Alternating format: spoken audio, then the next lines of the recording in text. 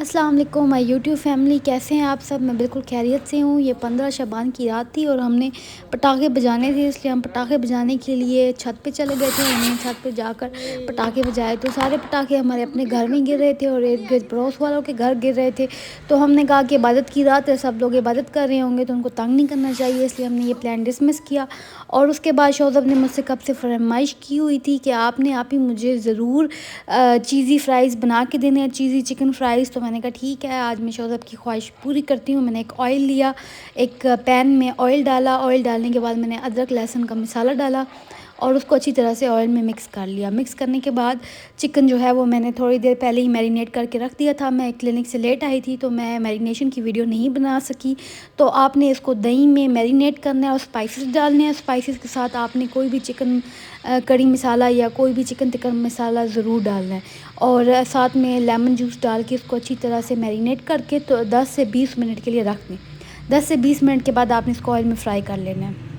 साथ में आपने ऐसा करना है कि फ़्राइज़ कट करके अलहदा रख देने हैं और उसके बाद आपने इसके ऊपर ढक्कन दे देना है। जो चिकन हमने रखा है तो ये इस अपने ही पानी में बनता रहेगा ताकि जो है ये अंदर से जूसी बने। और उसके बाद मैंने देखा कि ये अब जूसी हो गया है तो मैंने इसको इसी तरह पकने दिया ताकि जो ये पानी है ये ख़त्म हो जाए और ऑयल के अंदर ये अच्छी तरह बन जाए और ऑयल सेपरेट हो जाए।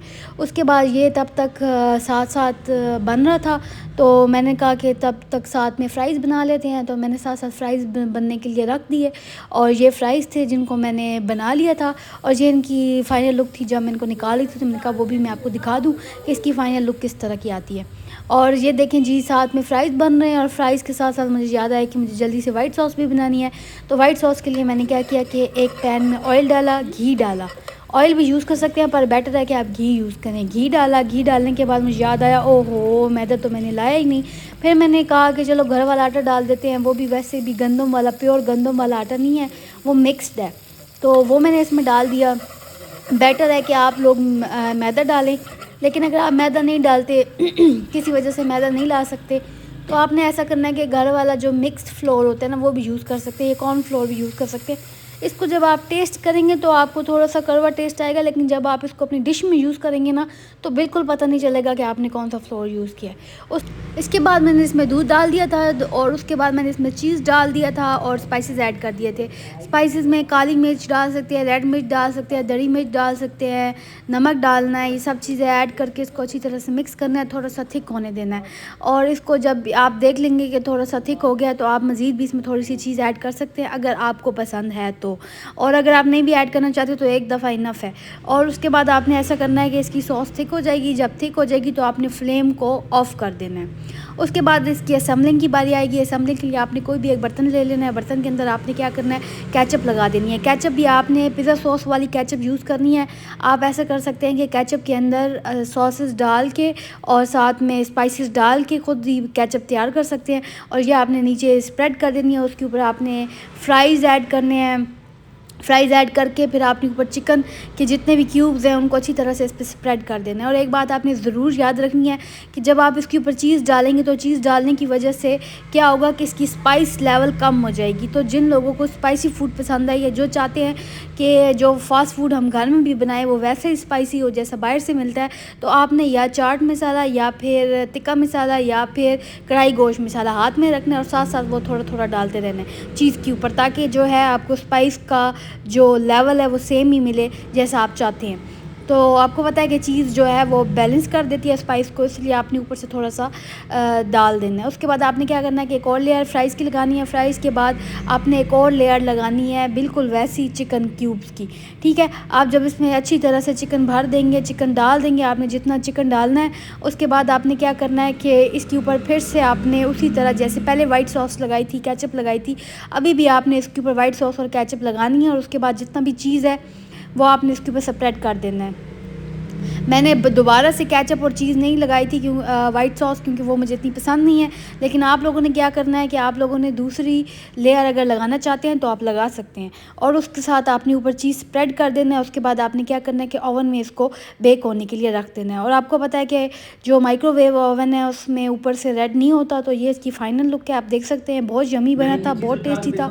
और ऊपर आपने ज़रूर, अगर आपके पास चाट मसाला नहीं है, कोई भी मसाला अवेलेबल नहीं है, तो आपने ऐसा करना है कि इसके ऊपर ऊपर रेड जो मिर्च होती है ना वो हल्की सी स्प्रेड कर देनी है, तो इसका टेस्ट बहुत इन्हेंस हो जाएगा। और ये आप इसकी फ़ाइनल लुक देख सकते हैं कि कितने मज़े की इसकी फ़ाइनल लुक थी।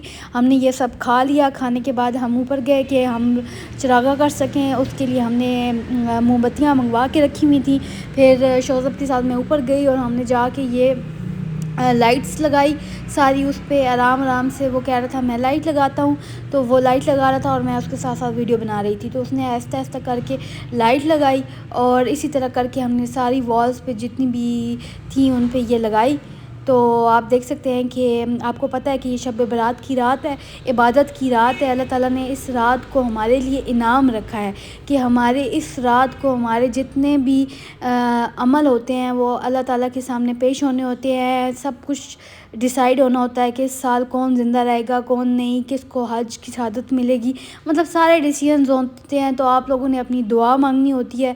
और दूसरी बड़ी बात कि आज के दिन हज़रत इमाम मेहदी की जो है विलादत का दिन है, तो उस तरह से भी ये बहुत बाबरकत रात है। तो आपने इसमें इबादत करनी होती है, जितनी आप इबादत कर सकते हैं। अपने लिए दुआ मांगें, लोगों के लिए दुआ मांगें, और जिसने आपको दुआ का कहा है उससे ज़रूर अपनी ज़बान से उनके लिए ज़रूर दुआ करें, क्योंकि उन्होंने आपकी ज़बान के साथ कोई गुनाह नहीं किया।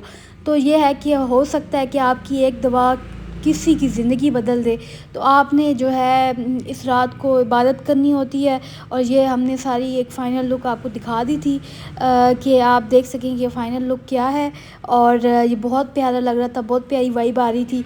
उसके बाद हम नीचे गए और हमने उसके बाद सबसे पहले इमाम ज़माना को अर्ज़ी लिखी। हर वक्त के एक इमाम होते हैं, हमारे वक्त के इमाम ज़माना है। हमने अपने दिल की बातें उनको की और ये अर्ज़ी लिख दी उनके नाम पे। उसके बाद अमाल का टाइम शुरू हो गया था और अमाल की। और ये मेरा व्लॉग यहाँ ख़त्म होता है। मिलते हैं नेक्स्ट व्लॉग में। अल्लाह हाफ़िज़।